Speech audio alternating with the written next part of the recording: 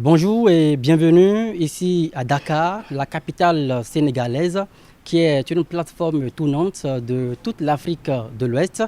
Content de vous retrouver ici sur ce rendez-vous politique.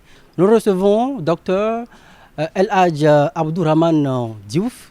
Il est le président du parti Awalé. Il nous dira dans un instant ce que cela signifie. Il a déjà annoncé sa candidature pour la prochaine élection présidentielle ici au Sénégal. Nous allons donc nous faire le devoir et le plaisir de l'interroger. Docteur Abdourahmane Diouf, bonjour. Bonjour à vous et bonjour à tous vos téléspectateurs. Alors, merci d'accepter répondre à nos questions ici à Dakar. Alors, dites-nous déjà ce que signifie Awalé. Alors, Awalé a plusieurs significations, mais la signification qui parle le plus aux Africains, c'est qu'Awalé n'est même pas un mot sénégalais, c'est même pas un mot wolof. C'est le jeu de semailles de graines que vous connaissez, avec la petite tablette, avec les petits trous qu'on utilise dans tous nos pays africains. Nous avons choisi ce symbole parce que nous sommes un parti, comme je l'ai dit, africain à circonscription sénégalaise. Nous sommes foncièrement africains dans notre démarche et dans notre discours. Maintenant, pour la signification de Awalé, Awalé c'est presque le jeu d'échecs à l'européenne. Sauf qu'on met en avant la valeur de l'intelligence du jeu d'échecs à l'européenne et qu'on ne parle jamais du jeu d'échecs à l'africaine qui est Awalé. Awalé est un jeu d'intelligence, Awalé est un jeu de stratégie, avec la particularité que dans le jeu Awalé, qui est typiquement africain, les forts ne maltraitent pas les faibles. Les forts n'écrasent pas les faibles. Même dans le jeu Awalé, quand il vous arrive d'avoir la suprématie par rapport à l'autre, vous lui donnez des graines pour lui permettre de survivre.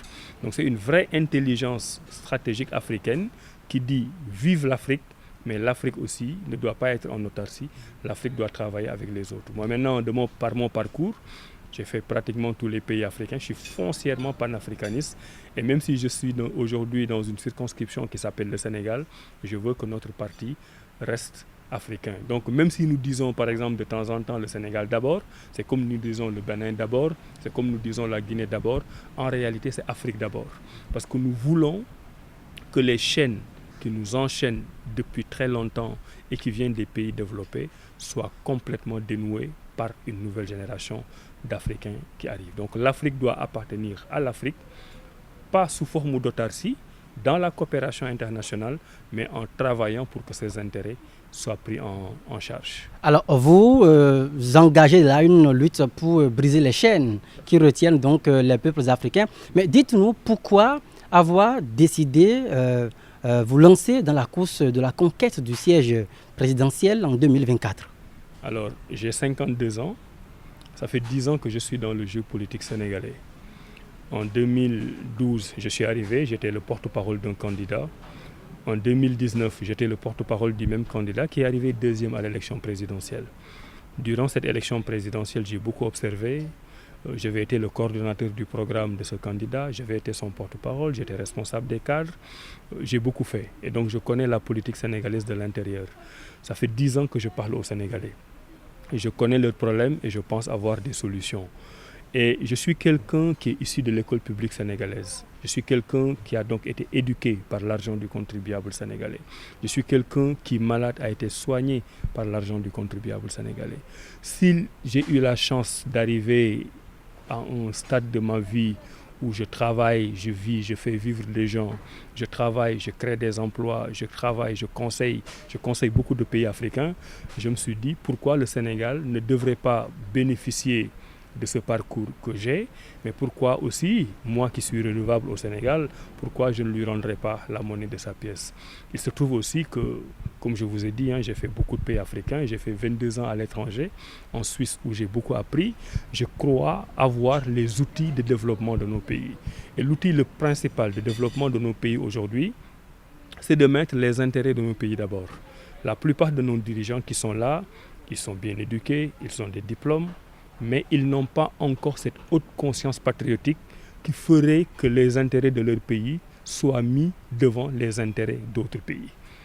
Et moi, je suis quelqu'un de totalement décomplexé. J'appartiens à cette génération-là qui peut regarder tout le monde les yeux dans les yeux. Et nous nous disons, nos pays ne sont pas pauvres, on nous a appauvris. Et si nous avons un leadership très fort, nous avons la capacité de remettre nos pays sur les rails. C'est cette ambition-là que j'ai pour l'Afrique, c'est cette ambition-là que j'ai pour le Sénégal. Vous êtes un universitaire, mais on a souvent l'impression que ce discours que vous tenez, c'est le discours le plus en vue dans le monde intellectuel. Mais une fois que vous accédez donc dans les sérails du pouvoir, on constate qu'il y a parfois disons, une différence en termes d'action et de profession de foi. Qu'est-ce qui nous rassure et qu'est-ce qui rassure les Sénégalais et toute l'Afrique qu'une fois que vous allez accéder à ce pouvoir, à ce siège donc présidentiel, que vous n'allez pas, peut-être, vous m'excusez, être un démagogue au sens propre du terme? Alors vous savez, toute candidature à une élection présidentielle est une promesse. Parce qu'à part le président sortant, tous les autres essaient d'être président. Donc on ne peut pas les juger, à mon avis, sur la base des erreurs et des turpitudes des autres. Moi, de par mon parcours politique, j'ai eu plusieurs opportunités d'être au pouvoir, de travailler dans un gouvernement. J'ai été même directeur d'une société générale, la Société nationale des eaux du Sénégal, il y a 10 ans, sous le régime actuel. Je suis parti, entre autres raisons, à l'époque, parce que j'avais dit que l'eau que nous buvons au Sénégal était d'une potabilité douteuse, alors que j'étais même moi-même le directeur de la Société nationale des eaux. Quelqu'un qui ne pense qu'à sauvegarder son poste et son privilège ne dit pas ça quand il est au pouvoir. Donc moi je pense que j'ai réussi à prouver aux Sénégalais que je ne cherche pas le pouvoir pour les privilèges, je ne cherche pas le pouvoir pour les prestiges. Tous les jours j'ai l'occasion d'aller vers le pouvoir parce que les opportunités me sont toujours présentées. Et ça fait 10 ans que je suis dans l'opposition parce que je considère que ceux qui sont là ne gouvernent pas le pays conformément à mes attentes.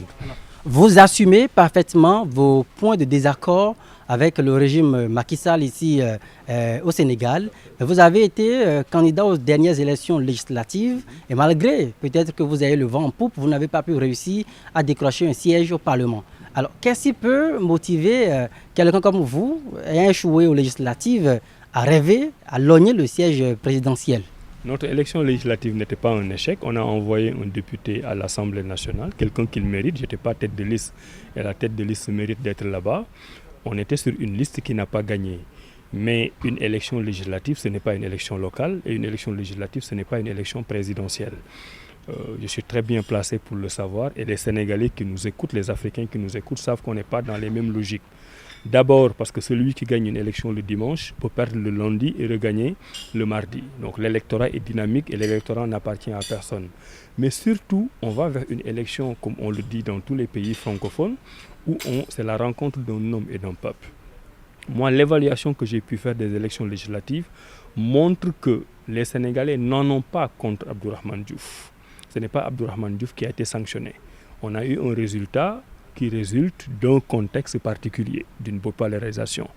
Mais j'ai suffisamment travaillé pour être à l'écoute de mes concitoyens pour comprendre que j'ai le parcours, j'ai le profil, j'ai le programme qui devrait me permettre d'être en pole position pour 2024. J'ai écrit l'année dernière un livre qui remet en cause totalement les institutions que nous avons héritées de la France.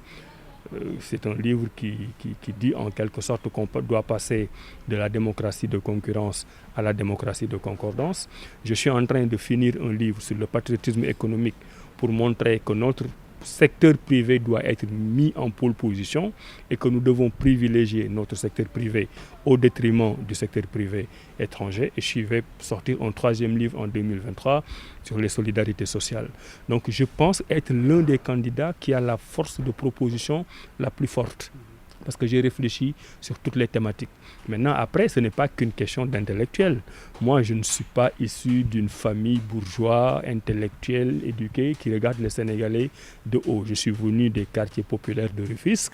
Je suis venu des bas-fonds de ce pays. Bon, le bas-fond, ça n'a rien de négatif. Et je connais mon peuple, même si je suis resté longtemps à l'étranger. Donc, j'espère aujourd'hui avoir les outils qui me permettent de bien communiquer avec les populations sénégalaises pour leur dire que je suis candidat parce que je vous suis redevable, vous m'avez éduqué, vous m'avez soigné, mais je suis candidat parce que je vois tous les jours que les 3 repas des Sénégalais sont tronqués, parce que la vie est chère, je vois tous les jours que l'éducation nationale ne fonctionne pas et que nos enfants ne sont pas bien éduqués, je le vois tous les jours et je pense avoir des solutions. Je vois tous les jours que l'agriculture sénégalaise n'est pas prise en charge et qu'on n'a pas réglé les questions de sécurité et de souveraineté alimentaire. Je vois tous les jours les détournements de deniers publics. Je vois tous les jours des gens qui se battent pour être au pouvoir juste pour les privilèges. Moi, je ne suis pas dans ça. Je suis relativement désintéressé. Je veux être président de la République, non pas pour moi-même, mais pour avoir un impact pour mon peuple et transformer le Sénégal de l'intérieur.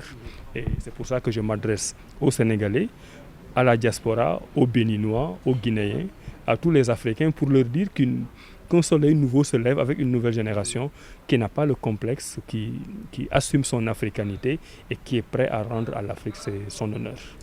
Merci à vous, docteur Abdourahmane Diouf. Vous êtes le président du parti Awalé, candidat déclaré à l'élection présidentielle de 2024 ici à Dakar. Merci à vous de nous avoir suivis. On se retrouve très bientôt.